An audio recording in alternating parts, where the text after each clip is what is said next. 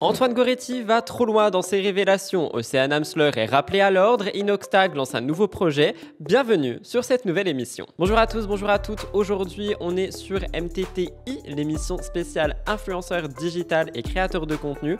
Vous allez voir qu'on a pas mal de choses sur lesquelles nous devons discuter. Je crois qu'on va être sur un MTTI qui va durer un petit peu plus longtemps que ce dont je vous ai habitué jusqu'ici. Est-ce que cette phrase était française? J'en sais rien. Il n'y aura pas de mise au point cette semaine, étant donné que l'émission risque d'être un petit peu plus longue, donc je vous le demande ici si jamais vous souhaitez me soutenir gratuitement. N'oubliez pas de liker, commenter et vous abonner à la chaîne. On arrive doucement mais sûrement aux 59 000 abonnés, donc route to 60, ça arrive aussi à grands pas. N'hésitez pas si jamais vous voulez me soutenir. Je vous retrouve donc juste après le générique pour directement les réels de la semaine. C'est parti, jingle, bienvenue dans cette nouvelle émission.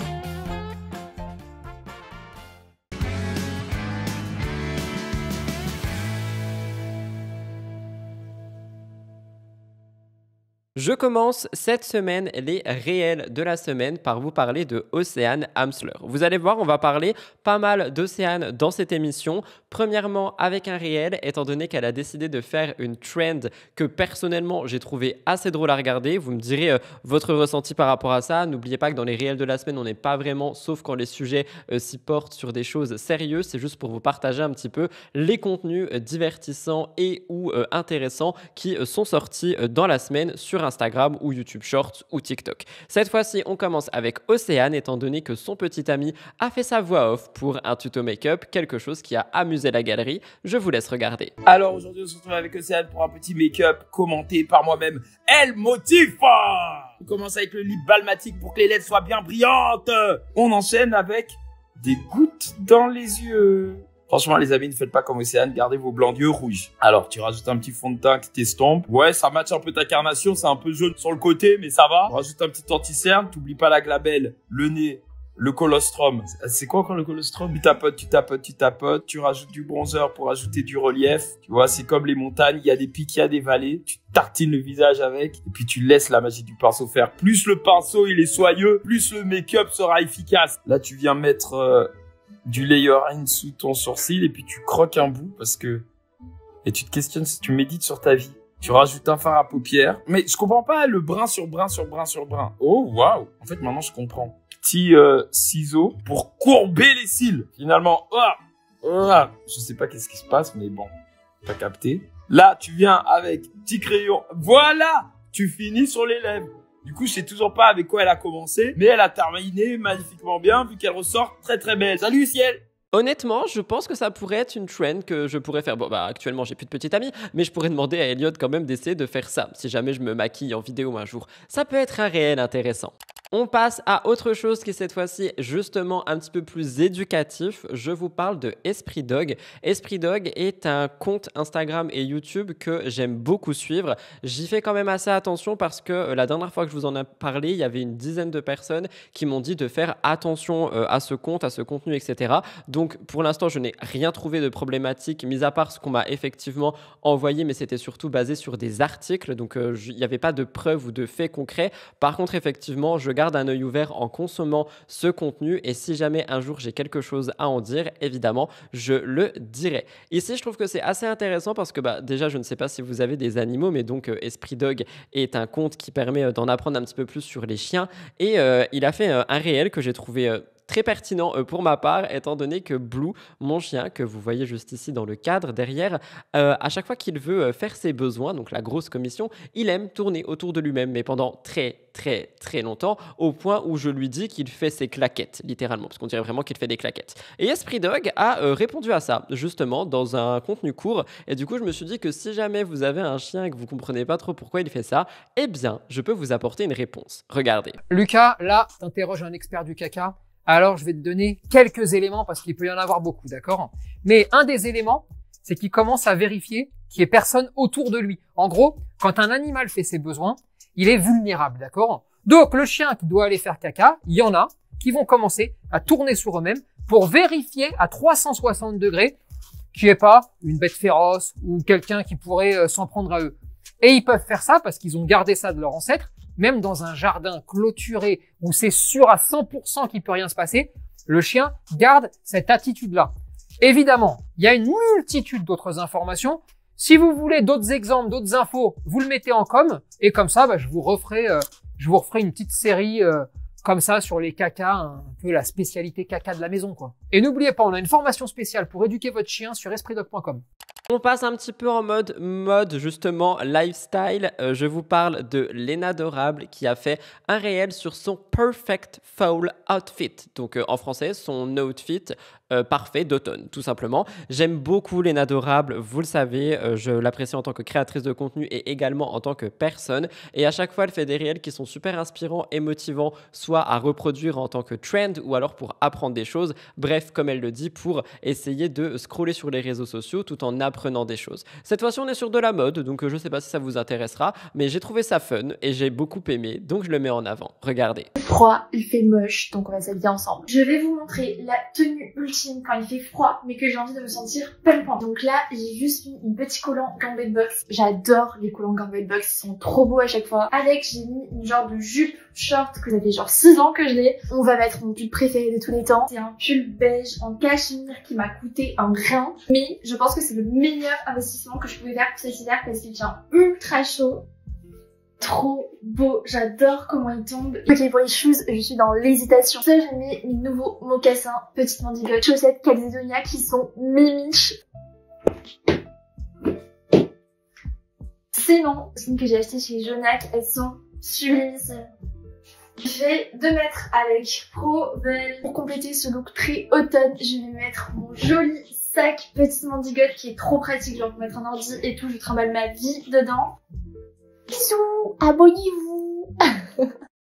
Je vous parle 2 fois de Janty dans les réels de la semaine. La première est tout simplement pour mettre en lumière la vidéo qu'elle a faite avec Romane, sa sœur, qui est une vidéo où pareil, on est sur de la mode, elle teste des tenues en fonction de thèmes. Bref, je vous spoil pas, mais cette vidéo est extrêmement divertissante et d'ailleurs je voulais la mettre dans les vidéos à découvrir cette semaine, mais je ne l'ai pas fait parce qu'il y en a plusieurs et parce que du coup je me suis dit qu'avec le réel qu'elles ont posté, je pourrais en parler ici. Donc n'hésitez pas à aller voir cette vidéo si jamais le sujet pourrait vous intéresser, même si vous voulez juste rigoler, parce qu'on va pas se mentir, si vous connaissez Jan et Romane, elles sont extrêmement drôles.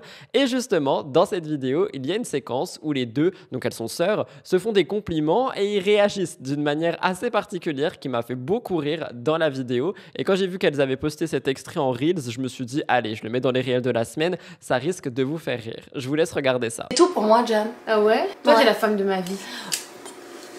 Ah, je peux vomir. Ah, je peux vomir. T'es la plus belle personne qui existe. Et je suis un peu addict à ton odeur.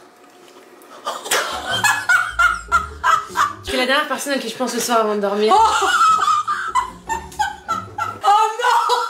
Ah, ça m'a donné chaud. Ça Arrête, tu sais, ça me donne un peu l'évanouissement avant de prise de sang. Moi, ça me donne v'là chaud. Ah ouais? Je me sens pas bien. Genre, j'ai chaud derrière les oreilles. Ouais, je Ah non? comprends. Je comprends. J'ai vu vos commentaires par rapport à Je ne suis pas jolie la semaine dernière, donc merci pour les personnes qui ont pris le temps de répondre et de m'expliquer pourquoi est-ce que Léa est jugée comme problématique. Alors vous savez que j'aime pas forcément ces termes, mais ça me permet encore une fois, un peu comme Esprit Dog, de toujours avoir un œil ouvert sur le contenu que je consomme et les créateurs que je suis, parce que comme je vous le répète depuis le day one où je suis sur YouTube, faites attention à qui vous regardez, au contenu que vous consommez. C'est pas parce qu'on vous montre quelque chose que c'est 100% la vérité. Comme je l'ai dit, ça se trouve, même moi, je suis la pire des pestes, le pire des bips, et ça ne se verrait pas. Donc, faites vraiment attention. Mais par contre, effectivement, quand j'entends des choses sur quelqu'un, je demande s'il n'y a pas des articles ou des vidéos ou des faits concrets par rapport à ça pour me permettre de me faire un avis par rapport à la personne. Donc, je vous remercie par rapport à Je ne suis pas jolie. Je décide quand même de continuer de la mettre en avant pour le moment parce que de mes yeux, je ne vois rien de problématique. Et elle a fait un What I Eat in a Day. Vous êtes nombreux et nombreuses à me suivre sur mon compte lifestyle sur Instagram en me demandant quand je vais reprendre les recettes, etc. etc. Parce que c'est vrai qu'en ce moment, à part manger des sandwichs triangles, je vous avoue que je ne me nourris pas beaucoup. Ne faites pas ça, mais si vous me suivez au quotidien, vous comprendrez peut-être pourquoi. Et donc, je suis tombé sur un What I Eat in a Day. Je me suis dit, il y a plusieurs recettes à l'intérieur, plusieurs idées. Pas de chance pour celles et ceux qui l'aiment pas, c'est Je ne suis pas jolie. Mais moi, j'avoue que ça m'a beaucoup inspiré et que du coup, j'ai fait un peu des courses aussi en fonction de ça. Je vous laisse regarder. Je vous montre tout ce que je mange en une journée. On est parti pour un nouveau What I Eat in a Day. Petit matcha, je vous montre pas la recette, vous commencez à la connaître. Je me fais une gourde d'eau avec un petit twist, un iced tea sans sucre de la marque Oli. J'adore ça vraiment, c'est excellent. Pour le petit déjeuner, j'essaye toujours d'avoir une source de protéines. Ce matin, c'était des œufs brouillés au cottage cheese sur du pain de seigle et une petite touche de sriracha. Vraiment, c'était excellent. Si vous connaissez pas ce mélange, essayez-le. Ça change des œufs classiques. Je trouve que ça fait des œufs beaucoup plus moelleux, beaucoup plus savoureux. Bref, c'est un sans faute pour moi. Pour le déjeuner, j'ai fait une salade express. Vraiment, le déjeuner, c'était les fonds de tiroir. Donc, j'ai sorti du concombre, de l'oignon rouge, une boîte de thon à l'huile d'olive qui me restait. Et j'ai décidé de faire une petite sauce pour pimper tout ça avec du citron, du skyr, de l'huile d'olive, un peu de feta et du pesto. Voilà, écoutez, c'était excellent. J'ai mélangé le tout et j'ai ajouté des petites graines de sésame et vous avez une super salade. Bon, moi j'ai pimpé ça avec des feuilles d'algues. Je sais que c'est pas au goût de tout le monde, mais moi j'adore. Pour le goûter, mon combo préf de l'automne, pommes, beurre de cacahuète, cannelle, c'est incroyable. Faut vraiment que vous goûtiez. C'est excellent, c'est le meilleur mélange. C'est tout simple et c'est trop bon.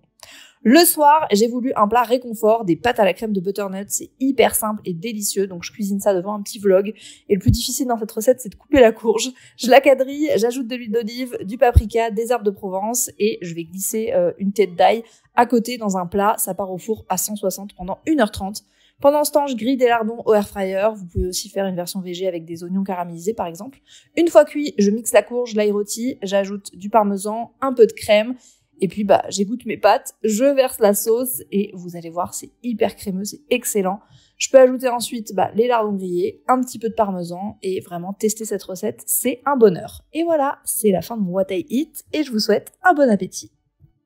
On parle un peu skincare, ça fait très longtemps que je n'ai pas parlé skincare dans MTTI. Rose Lucie, qui est une influenceuse et créatrice de contenu principalement connue sur TikTok, je dirais, a lancé récemment sa marque de skincare, comme je vous en ai parlé, et elle nous a fait, elle nous fait souvent d'ailleurs des vidéos courtes par rapport aux molécules, par exemple ici le rétinol naturel, comment est-ce qu'on peut le consommer, et pas que en skincare. Et je trouve vraiment que son contenu est très intéressant si on s'intéresse au bien-être de la peau et aux différentes manières justement d'avoir une peau en meilleure santé sans que passer par les crèmes et les sérums. Vous allez comprendre dans la vidéo qui va suivre. Ici, elle parle du rétinol naturel et je me suis dit que ça pourrait intéresser certaines personnes. Je vous laisse regarder ça. Manger du rétinol et booster son immunité pour l'hiver. À chaque mois de novembre, je reprends les cures de shot que je fais maison. Je varie souvent les recettes, mais je veille à ce que dans chaque cure de shot, il y ait de la bêta-carotène, en l'occurrence ici des carottes, qui lorsqu'elles sont ingurgitées, sont transformées en vitamine A par le foie. Et le rétinol en skincare, c'est de la vitamine A. C'est bien de l'appliquer en soin de la peau, mais c'est encore mieux de l'ingurgiter ou de faire les deux. C'est la meilleure chose pour le renouvellement des tissus, de la peau et des muqueuses intestinales. C'est antioxydant et protège la peau des agressions extérieures. Puis pour le côté système immunitaire, j'ai ajouté du gingembre, de la pomme,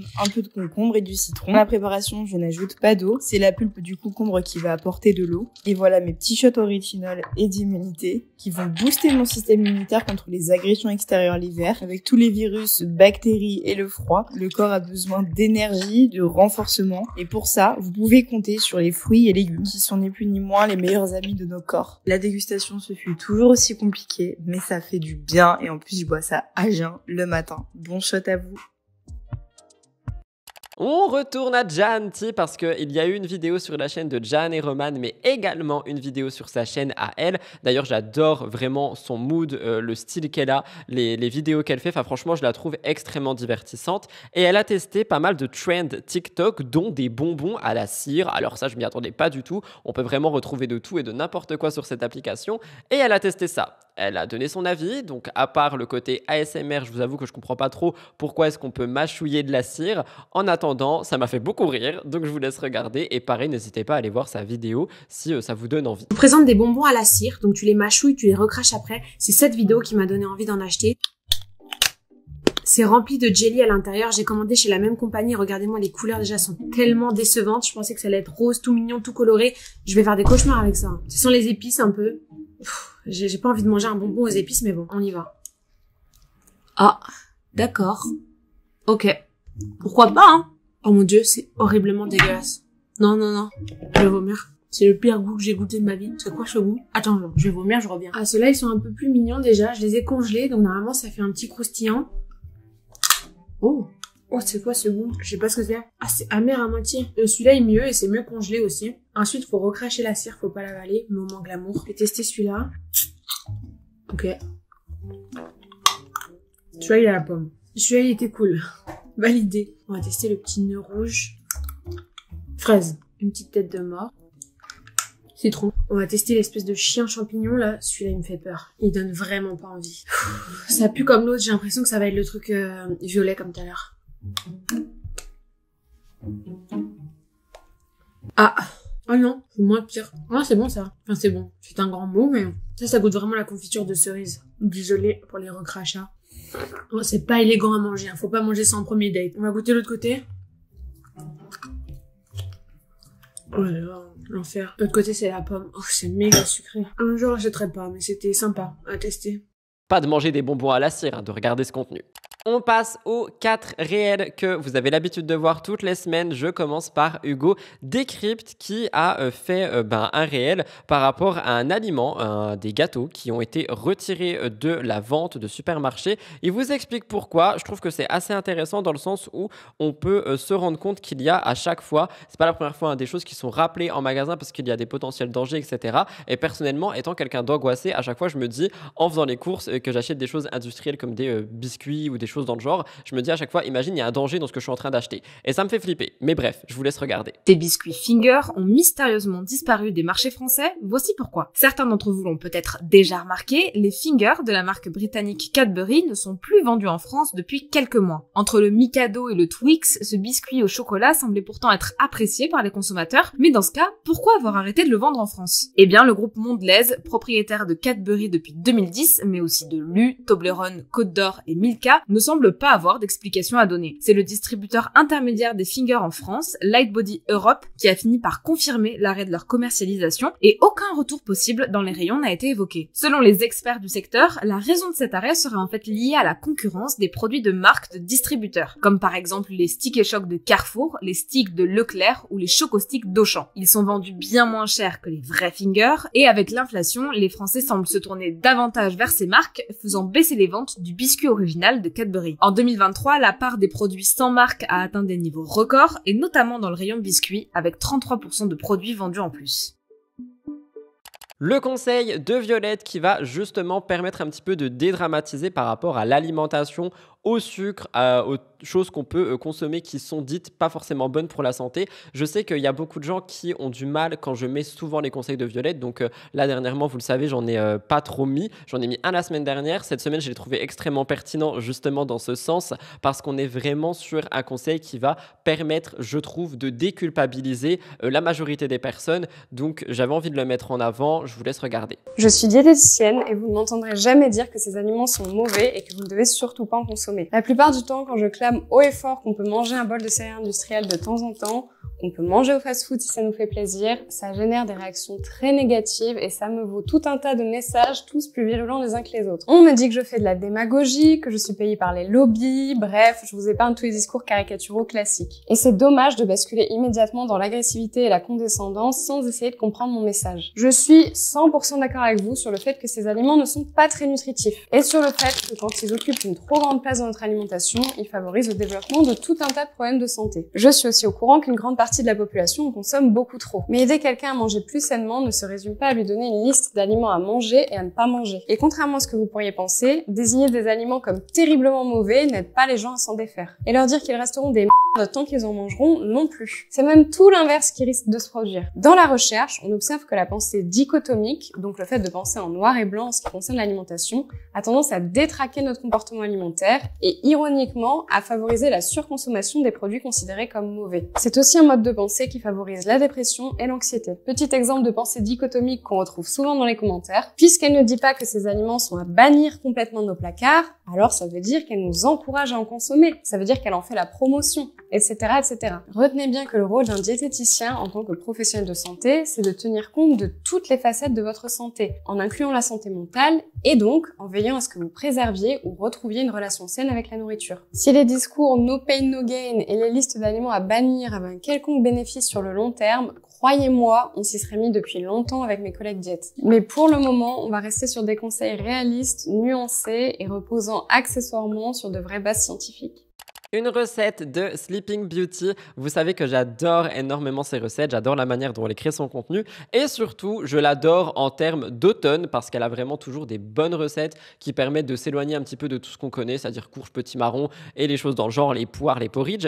Et du coup, elle nous partage à chaque fois des recettes qui sont simples à faire quand on a le temps, j'ai envie de dire. Donc, si jamais ça peut vous intéresser, je vous conseille encore une fois son compte et sa chaîne YouTube. En ce moment, elle fait des weekly vlogs sur YouTube, ce que je trouve extrêmement intéressant. Vous savez que je suis un grand consommateur de vlogs, donc bravo Marie pour ça. Je vous laisse regarder. Saviez-vous que c'est hyper simple et rapide de réaliser un granola salé et en plus c'est nutritionnellement bien plus intéressant que des croûtons de supermarché, à la fois pour apporter du croquant aux salades et aux veloutés, mais également pour bénéficier de magnésium, de bons oméga 3, 6 et 9, de fibres et d'autres nutriments essentiels pour favoriser la satiété et une bonne santé. C'est un petit granola salé, ça. Il suffit de mélanger tous les ingrédients, d'ajouter un petit peu de vinaigre balsamique, de sirop d'érable, d'huile d'olive et d'enfourner pour une dizaine de minutes à 190 degrés. Et vous vous retrouvez avec ce genre de petits rochers, là c'est les meilleurs quand on a des gros morceaux. Je le conserve une petite semaine dans un placard et ensuite je sers ça sur mes soupes, mes veloutés ou encore une fois dans mes salades. Et enfin, le dernier réel de la semaine, la nouveauté, tout simplement, qui s'est rajoutée dans MTTI, le poème de Wellness by Jade. Alors, la semaine dernière, c'était vraiment le premier que je mettais en mode on le mettra toutes les semaines. Vous avez adoré, vous avez tous et toutes aimé ces mots. J'ai vu qu'il y avait des abonnés qui sont allés s'abonner à son compte Instagram. Donc, n'hésitez pas à continuer de le faire parce que, je pense que ça soutient tout et toute créatrice et créateur de contenu. Mais surtout, son contenu est vraiment parlant, je trouve. On est sur quelque chose de très beau. J'aime beaucoup la manière dont elle écrit ses textes, dont elle les lit. Les musiques aussi qu'il y a derrière, que malheureusement, je suis parfois obligé d'enlever pour MTTI. Mais vraiment, n'hésitez pas à aller suivre ce compte si vous aimez tout ce qui est poésie. J'adore énormément ce qu'elle fait et j'espère sincèrement qu'elle ira plus loin en termes de création de contenu. Mais je vous laisse regarder celui-ci. Je lisais un texte l'autre jour qui disait que la seule chose qui manque à l'amour, c'est l'amitié. Et je dois avouer que ça m'a pas mal interpellée. J'ai pensé cette phrase pendant des heures durant, comme j'avais l'habitude de ressasser mes cours quand j'étais enfant. Et après y avoir réfléchi, je crois que j'ai compris qu'aimer, c'est assez facile. Du moins entretenir un amour longue durée dans lequel on vacille entre les vagues et les marées de sentiments distingués. Je suis intimement convaincue que l'on peut raviver une flamme, un désir, même après des années passées. Parce que la beauté de l'amour, c'est que chaque jour, il se fait nouveau.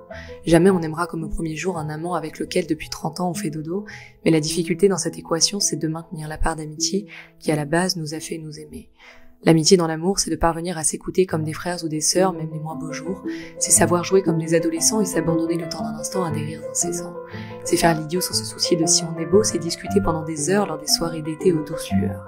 L'amitié dans un couple, c'est parvenir à laisser l'autre libre, à le respecter même quand ses idées nous paraissent peu lucides. C'est cultiver la bienveillance et savoir que tout cela est une immense chance. Je vous souhaite à tous et à toutes de rencontrer quelqu'un avec qui vous aurez envie de plus que de simples câlins. Je vous souhaite de rencontrer une ou plusieurs personnes avec lesquelles vous partagerez autant d'amour que d'amitié.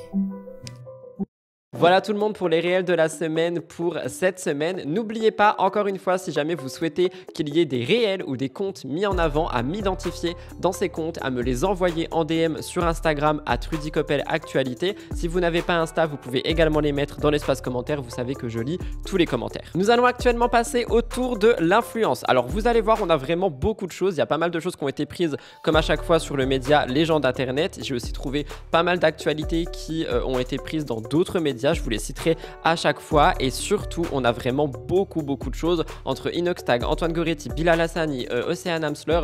On a même du TikTok à l'étranger, donc aux USA. Vous allez voir qu'on a vraiment énormément de choses cette semaine. N'oubliez pas de liker, commenter si vous souhaitez me soutenir. Abonnez-vous si vous me découvrez et que vous aimez mon contenu. C'est parti, jingle.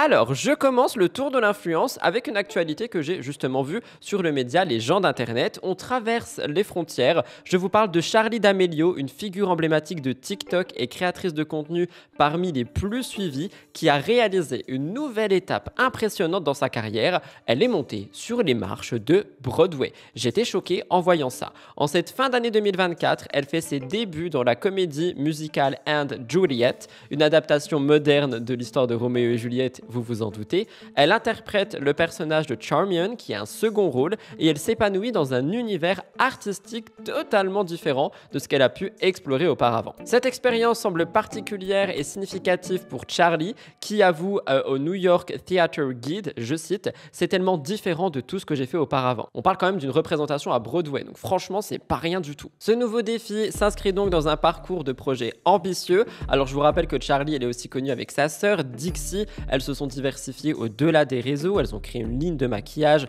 pour la marque Morphe. Avec sa famille, elle a aussi investi dans une entreprise de chaussures. En 2022, elle a remporté la 31e saison de Danse avec les stars, celle aux États-Unis, ce qui a fait que donc son apparition à Broadway est une sorte de progression naturelle dans sa carrière. Parallèlement, on a d'autres stars de TikTok, comme le rapporte le média Les gens d'Internet, comme Addison Rae, que vous connaissez certainement, qui vise des carrières similaires hors du numérique. Addison est une créatrice de contenu et elle a sorti une musique qui cartonne. Elle s'essaye aussi au cinéma avec Netflix. Donc en fait, on se rend compte qu'il y a énormément de créateurs et de créatrices de contenu qui essayent un petit peu, j'ai envie de dire c'est normal, de transcender tout ce qui va être plateforme pour, pourquoi pas, passer à autre chose. Le cinéma, la télé ou alors la musique. Et on a une tendance qui se crée de créateurs de contenu à passer des réseaux sociaux aux scènes, tout simplement, que ce soit cinéma ou autre, et aux écrans qu'on connaît tous comme la télévision. Et donc, est-ce qu'on est sur une évolution positive selon vous, du monde du divertissement, ou alors est-ce qu'on est, parce que je l'ai aussi vu, sur de l'opportunisme, dans le sens où tu te fais connaître sur une plateforme et bam, tu découles à la télé. Vous me direz ce que vous en pensez. Et c'est vrai que j'ai envie de poser cette question, on dirait quand même que TikTok est devenu un tremplin indispensable pour lancer une carrière autre comme le cinéma ou la musique ou peu importe. On voit aussi beaucoup de créateurs qui utilisent cette plateforme notamment pour promouvoir leurs produits, leurs marques, et donc j'ai envie de dire que TikTok serait une belle visibilité pour l'entrepreneuriat. Ça n'enlève pas tous les dangers dont on a d'ailleurs parlé la semaine dernière dans MTTI. Je vous parle de Magla, j'ai vu ça sur le média Les gens d'Internet et j'ai totalement oublié de vous en parler la semaine dernière alors que j'ai regardé la vidéo. Ce début de mois de novembre 2024 pour Magla a été nouveau étant donné qu'elle a lancé un nouveau concept, Flip and Go Sleep, donc j'ai envie de dire un spin-off de Tea and Gossip. Attendez, je ne sais même plus c'est quoi le nom. Si c'est ça, c'est Tea and Gossip. Oh, je suis perdu, c'est horrible. Magla, où es-tu ma belle? Magla. Sip and Gossip, pardon, effectivement. Mais bref, donc vous avez compris, on est sur une sorte de spin-off qui fait suite à son émission mensuelle sur Twitch Sip and Gossip où elle échange avec des invités autour de témoignages et autres. Et pour Flip and Go Sleep, on a été sur des récits surnaturels, un univers un petit peu plus sombre. Chaque mois, Magla sera entourée d'un invité et plongera ses spectateurs dans des histoires effrayantes partagées par ses abonnés qui peuvent soumettre leurs récits via un formulaire dédié. C'est une nouvelle émission qu'on peut retrouver sur YouTube qui fait écho donc à Sip and Gossip mais qui surtout a suscité pas mal de critiques. Alors je vais un petit peu,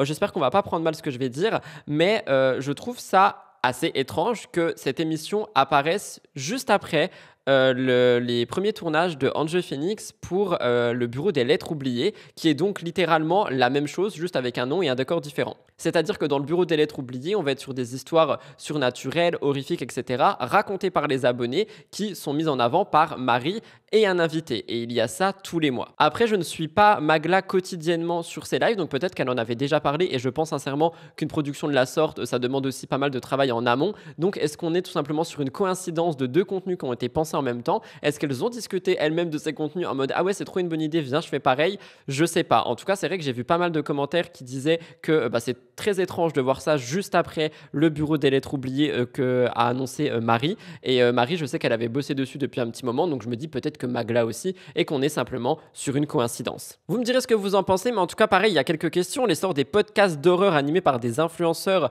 est-ce qu'ils reflètent le besoin croissant de sensations fortes dans le divertissement? Parce qu'on a aussi pas mal de médias qui n'arrêtent pas de dire qu'on a vraiment une sorte d'attrait pour tout ce qui va être le morbide, etc., etc. Et je le vois personnellement avec Murders Explained, c'est-à-dire que plus mes vidéos sur Murders vont être sombres, vraiment horribles, horrifiantes, plus les personnes vont commenter et interagir avec. Donc est-ce qu'on a vraiment cette passion pour le morbide qui ne fait qu'accroître? Je ne sais pas. Prochaine actu que j'ai vue cette fois-ci sur le média Surligneur, que j'ai beaucoup aimé, je connaissais pas ce média. Je vous parle ici de Maison Bagarre, le lancement de la marque en vin pétillant en canette Maison Bagarre par Océane Amsler a fait énormément de bruit et a attiré l'attention sur les failles de la loi E20, une loi qui est vieille de 30 ans, qui se trouve donc confrontée au marketing d'influence. Addiction France envisageait de déposer une plainte estimant que la promotion de Maison Bagarre enfreint les règles de la publicité pour les boissons alcoolisées. Et en fait, ce cas, il met en lumière les défis qui sont posés par l'influence sur les réseaux sociaux qui s'adressent souvent à un public jeune et à un public très large. Pour vous faire un petit peu d'histoire, d'après le média Surligneur, depuis 1991, la loi E20 encadre strictement la publicité d'alcool en France, limitant les contenus aux informations objectives et interdisant toute association avec des notions comme la séduction ou la convivialité. Donc on est un petit peu à l'opposé de Maison Bagarre. La diffusion est d'ailleurs restreinte à certains médias comme la presse, l'affichage public, excluant théoriquement les réseaux sociaux. Toutefois, ces restrictions ne sont pas adaptées aux nouvelles pratiques de marketing sur les réseaux qui n'existaient pas en 1991. Avec le développement du marketing d'influence, les marques peuvent aujourd'hui contourner les médias traditionnels et toucher directement des audiences, souvent jeunes, sur les plateformes numériques. En réponse à ces nouvelles formes de publicité, la France a donc renforcé son cadre législatif avec une loi qui est passée le 9 juin 2023 qui exige des influenceurs qu'ils identifient clairement les contenus sponsors et qui respectent la réglementation en vigueur pour les produits sensibles comme l'alcool, les jeux d'argent et les compléments alimentaires, comme j'en ai déjà parlé. Cependant, la mise en pratique de ces règles reste complexe et l'affaire Maison Bagarre, qui pose vraiment problème aux restrictions de la loi E20, illustre des défis de faire respecter cette règle dans le monde numérique. D'autant plus que je ne sais pas où est située la société Maison Bagarre, donc je pense que le public est effectivement basé en France, mais ils sont en Belgique, donc peut-être que tout ceci se situe en Belgique. Et là, comme je vous l'ai dit, on est sur une loi française. Dans le cadre de partenariats commerciaux, les influenceurs, vous le savez, sont contractuellement tenus d'informer leurs audiences de la nature publicitaire. Sinon, la DGCCRF, elle peut tout simplement mettre des sanctions, même si les sanctions restent minimes. On en a d'ailleurs parlé encore hier.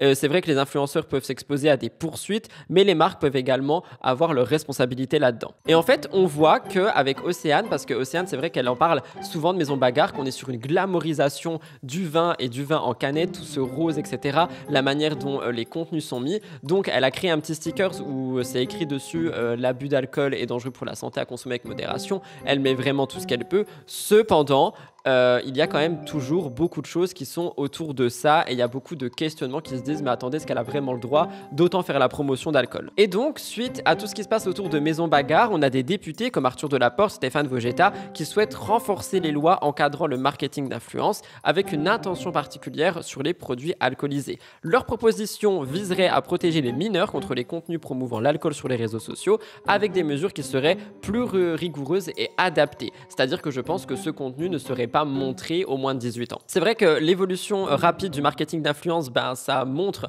qu'on a encore et toujours plus besoin de cadres et de règles. Vous me direz ce que vous en pensez, mais il est vrai que les choses vont extrêmement vite et que les utilisateurs sont souvent mis en danger sur les plateformes.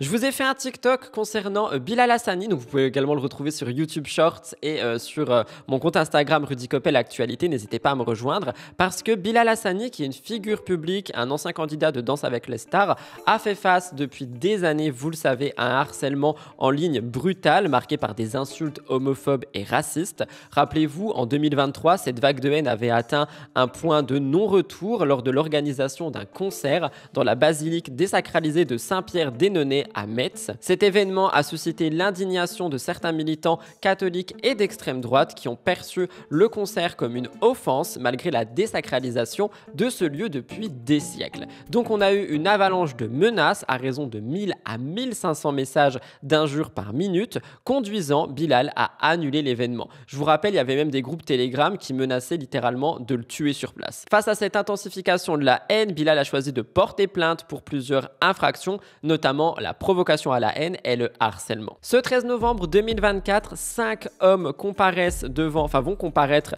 devant le tribunal correctionnel de Paris, donc au moment où je vous parle, pour injure publique et provocation à la haine en raison de l'orientation et l'identité de genre du chanteur. Au moment où je filme, on est très tôt le matin parce que j'attends des meubles TMTC, donc si jamais il y a une news, je vous la mettrai directement dans la barre d'infos ou en espace commentaire. L'affaire est importante pour des institutions locales, notamment la mairie et le conseil municipal de Metz qui ont exprimé leur soutien à Bilal au moment des faits. C'est vrai que c'était une histoire qui avait fait énormément parler, j'en avais parlé dans MTT à ce moment parce que MTTI n'existait pas et ça vous avait fait réagir. J'ai deux questions par rapport à ça. Premièrement, la justice devrait-elle renforcer les peines pour les cyberharceleurs en raison de l'ampleur et des conséquences de ces attaques, ou bien faudrait-il privilégier des mesures de sensibilisation pour prévenir ce type de haine en ligne? Comme je l'ai dit la semaine dernière, pour moi il y a effectivement la responsabilité des harceleurs mais également des plateformes qui laissent absolument tout passer. Deuxièmement, les plateformes en font-elles justement suffisamment pour protéger les utilisateurs ou devraient-elles davantage avoir de réglementation et de cadres? Vous me direz votre avis.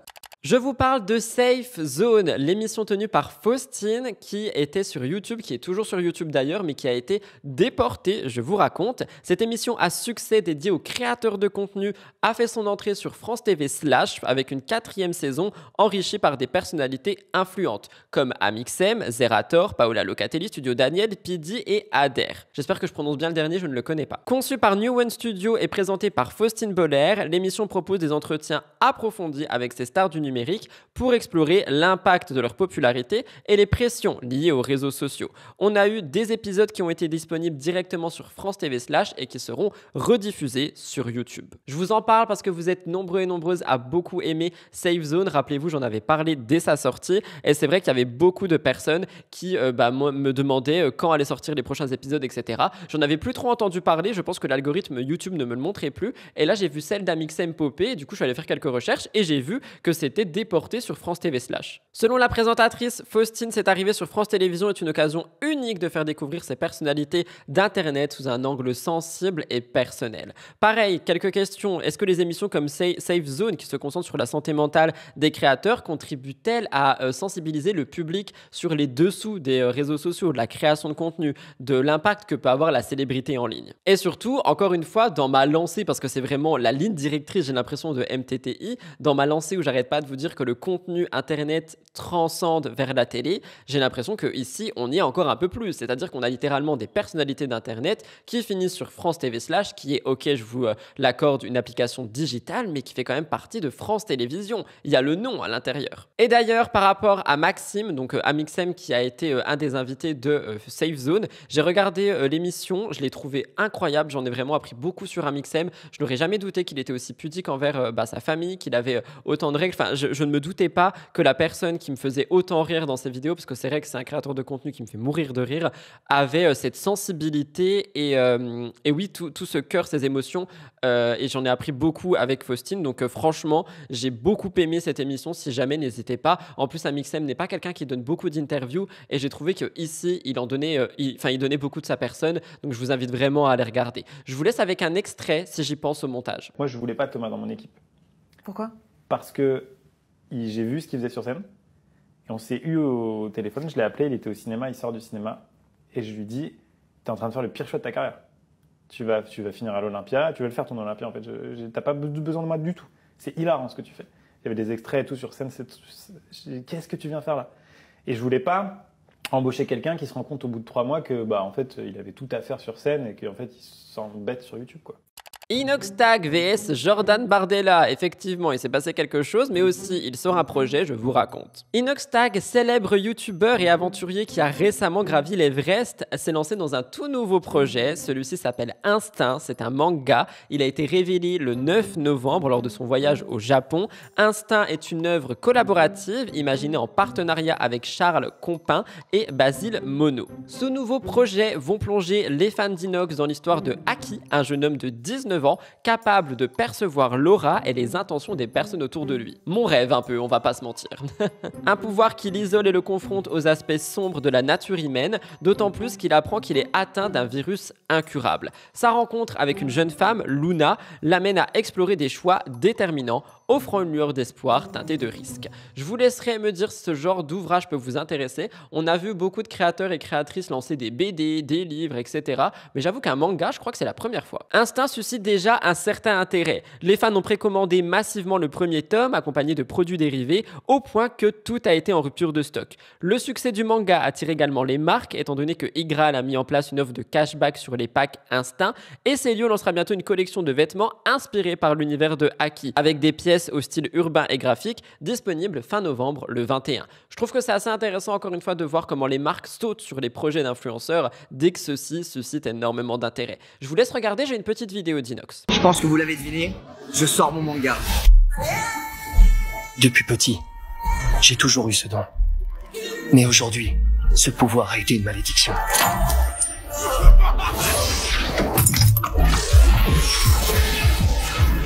J'ai toujours pu voir les intentions des gens, leurs mensonges, leurs faux semblants. Et c'est ce qui m'a condamné à mort.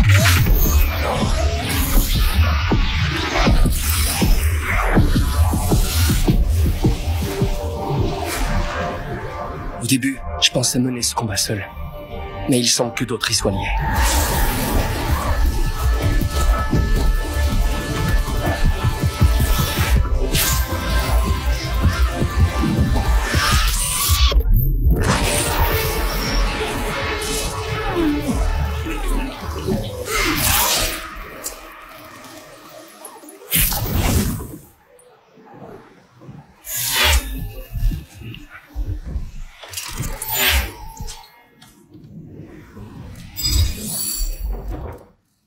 Instinct, il est pas magnifique, petite cover, alors juste pour info, aucun rapport avec l'Everest, aucun rapport avec ma chaîne YouTube, c'est vraiment une histoire à part entière qu'on a même commencé d'écrire avant le projet Everest. Deux questions par rapport à ça. La tendance des créateurs à se diversifier dans des domaines tels que la littérature, le manga, la BD, est-elle une évolution bénéfique pour la création de contenu? Parce que c'est vrai que dans bref, une période où il y a de moins en moins de jeunes qui lisent, avoir des créateurs de contenu qui visent un public très jeune, qui permettent justement de remettre dans la lecture, dans la littérature, même si c'est un manga, une BD, ça reste de la lecture, je trouve que ça peut être intéressant. Et on peut également se poser une autre question qui n'est pas notée, avec tout le succès que Inox rencontre, les marques qui veulent littéralement se l'arracher, est-ce qu'on se rend compte que celui-ci ne serait pas un modèle justement pour les jeunes et les adolescents? Je pense que c'est intéressant comme point. Mais ce n'est pas tout. Inox a récemment été victime d'un cambriolage à son domicile. Je vous en ai parlé dimanche dans MTT. Il avait rassuré ses fans sur les réseaux, etc., etc. Mais un autre aspect de cette affaire a fait parler. Le soutien de Jordan Bardella, un soutien très controversé. Bardella a posté un message de soutien sur X, anciennement Twitter, dans lequel il a politisé la situation en affirmant que l'insécurité en France était devenue hors de contrôle et il condamne des militants d'extrême gauche. Inoxtag a rapidement réagi, il a dénoncé ce qu'il a qualifié, je cite, de récupération politique, exhortant Bardella à soutenir, je cite, le vrai peuple français qui en a vraiment besoin. On est sur un commentaire incisif de Inox qui a suscité pas mal de débats. Vous me donnerez votre avis dans l'espace commentaire. Et pareil, j'ai envie de poser une question qui risque de faire débat par rapport à ce que je vais dire, mais est-ce que des personnalités comme Inox ont-elles un rôle à jouer dans la dénonciation de l'instrumentalisation politique via leur expérience personnelle? Ou alors est-ce qu'il aurait dû ne rien dire? Vous me direz ce que vous en pensez. Je termine le tour de l'influence avec le gros dossier finalement du tour de l'influence, Antoine Goretti et la polémique qu'il y a eu. Je vais beaucoup rester sur mes notes. On est sur quelque chose d'assez dangereux, on est sur quelque chose d'assez grave, donc on est vraiment sur un gros dossier pour le coup. Antoine Goretti est un influenceur, un ancien candidat de télé qui a été connu pour 10 couples parfaits ou alors la Villa des cœurs brisés. Il est aujourd'hui dans une vive polémique, notamment à cause de son passage sur le podcast Donne-moi tout, animé par Pauline Borgia, et il a confessé dans ce podcast avoir eu dans sa jeunesse, un comportement inapproprié et intimidant envers une femme, ce qui a immédiatement déclenché un torrent de critiques en ligne. Dans le podcast, Antoine Goretti a évoqué une soirée qui s'est déroulée lorsqu'il était étudiant en Écosse.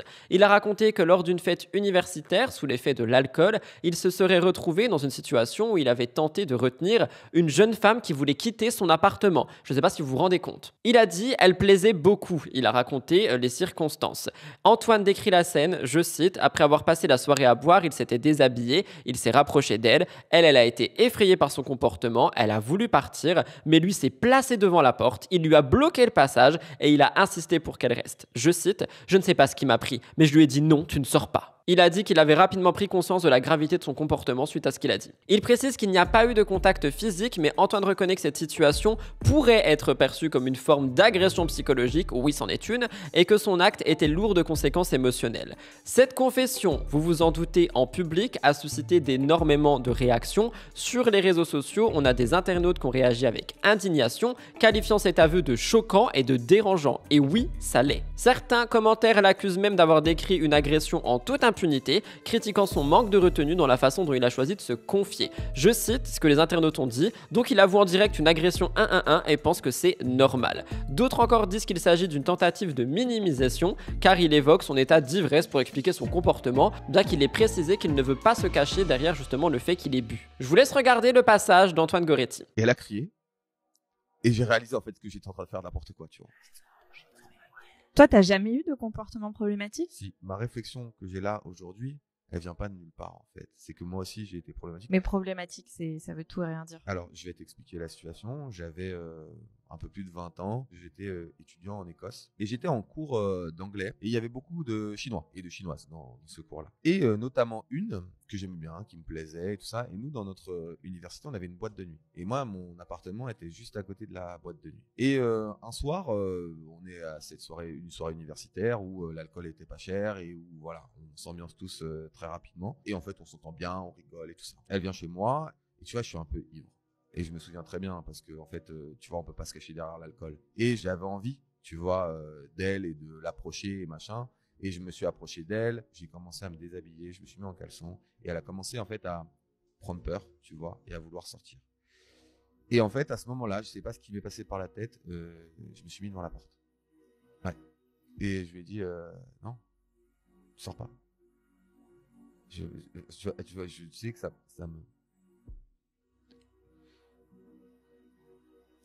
Et ça a été hyper...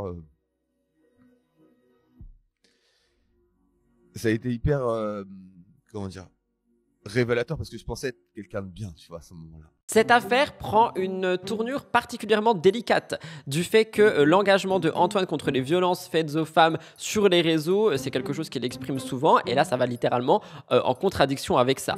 Très critique à l'égard de certaines personnalités, rappelez-vous, il avait, enfin je sais pas si vous le saviez, moi j'avais vu, il avait récemment dénoncé la vidéo de Thibaut Garcia où justement Thibaut discutait avec Jessica disant qu'il vivait mal le fait que parfois elle le repousse dans l'intimité et Jess avait dit que parfois elle se forçait un peu, on en avait déjà discuté plus d'une fois, et bien Antoine avait fermement condamné ce comportement. Et là, il dit ça dans un podcast normal. Il avait accusé d'encourager un comportement de pression dans le couple, comparant même ça à un V conjugal, et cette position que beaucoup avaient applaudi est désormais remise en question par rapport à tout ce qu'on vient de voir dans cet extrait. Si certains louent le fait que Antoine reconnaisse publiquement ses erreurs, d'autres estiment qu'il a tenté de justifier son acte en utilisant un cadre de confession médiatique, un phénomène qui est de plus en plus courant parmi les figures publiques qui abordent leurs erreurs passées de manière publique et parfois sensationnelle. Sensationnelle ou sensationnaliste, corrigez-moi. Pour ses défenseurs, Antoine a fait preuve de courage en avouant cet acte répréhensible et en admettant la nécessité de faire face à ses propres erreurs. Mais vous l'avez compris, pour d'autres, on est sur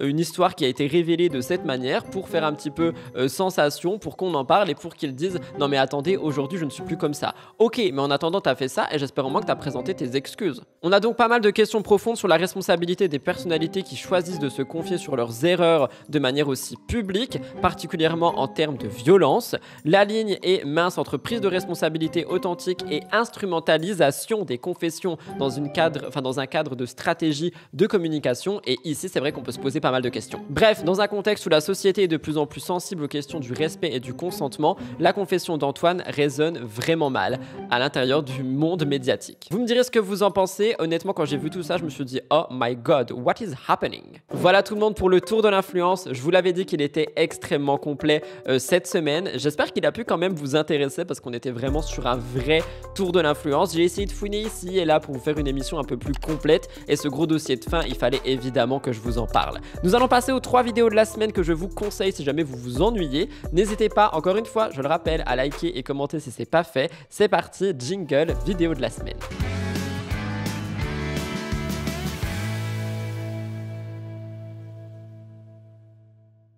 Première vidéo de la semaine, je vous parle de Sora, j'en parle souvent en ce moment, mais j'avoue que ces concepts de cette fin d'année 2024 sont extrêmement drôles et divertissants. Dans celui-ci, on est sur ses proches qui lui avouent des choses, donc en gros, il est là, dans une pièce, en mode « je suis policier », et ses proches viennent se confesser sur pas mal de choses qu'il ne sait pas lui-même. On a pas mal de personnes qui passent, on a Adeline, sa famille, on a sa meilleure amie, Dooms, et j'ai trouvé cette vidéo vraiment, vraiment divertissante. Donc si vous ne savez pas quoi regarder et que vous avez envie de rire, n'hésitez pas, je vous laisse avec un extrait.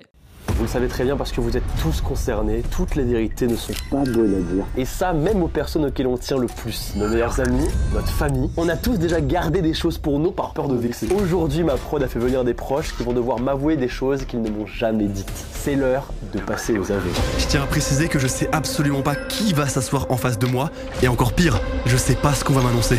Vous allez me voir dans cette vidéo comme vous m'avez rarement vu. Moi et le malaise, c'est un très gros problème. Et je vais atteindre un niveau de gêne dans cette vidéo que j'ai rarement atteint. Deuxième vidéo de la semaine, elles font YouTube. Oui, je remets cette émission en avant parce que on a eu Sana en invité et honnêtement, j'ai trouvé son discours ultra intéressant, que ça soit par rapport à la pression en ligne, à la pression des commentaires, à la durabilité sur YouTube. On a eu vraiment beaucoup de sujets, je trouve ultra intéressant dans cet échange, ce podcast qui est donc là une fois par mois sur YouTube. J'ai beaucoup aimé cette interview. Zoé aussi, je trouve, a vraiment pris sa place en tant qu'intervieweuse comparé au tout début. Je vous disais que j'avais un petit peu de mal. Là, j'avoue que j'ai beaucoup aimé le travail de Zoé. Donc vraiment, c'était un 100%, un 10 sur 10, cette vidéo et cet échange. Je vous le conseille. Je vous laisse avec un extrait. Et du coup, je comprenais pas cet acharnement. Et du coup, elle a récolté tous les gens qui m'aimaient pas pour diverses raisons pareilles, des gens que je connais pas. Du coup, juste une frustration dans leur vie et qui se disent hop, Sana, c'est notre défouloir. On va la descendre. Et c'était sous tous mes posts, sous toutes mes vidéos, sous toutes mes collabs. Enfin, ça avait pris une ampleur, t'imagines même pas. Et moi, à l'époque, je savais pas comment gérer ça. Il y a pas toutes ces publicités, ces trucs autour du cyberharcèlement, ça n'existait pas. C'était, tu vas au commissariat de police, ils se foutent de ta gueule. Ah, mais madame, vous êtes sur Internet, qu'est-ce que vous voulez que... Enfin, c'est comme ça. Ah bon ? Enfin, non, dans la loi, on dit que... Enfin, je peux vous ressortir la définition d'harcèlement, en fait. Non, c'est puni par la loi. Et enfin, Jill a fini ses Vlogwin, donc les vlogs d'Halloween, pendant tout le mois d'octobre. Et elle a fait une grande, mais vraiment très grande FAQ sur son compte YouTube. J'ai trouvé toutes les questions très pertinentes par rapport au voyage aux USA, à la politique actuelle, les prix, aussi le terme, enfin tout ce qui est en termes d'avion, parce que c'est vrai qu'il y a beaucoup de gens qui lui ont reproché de faire des voyages en prenant l'avion.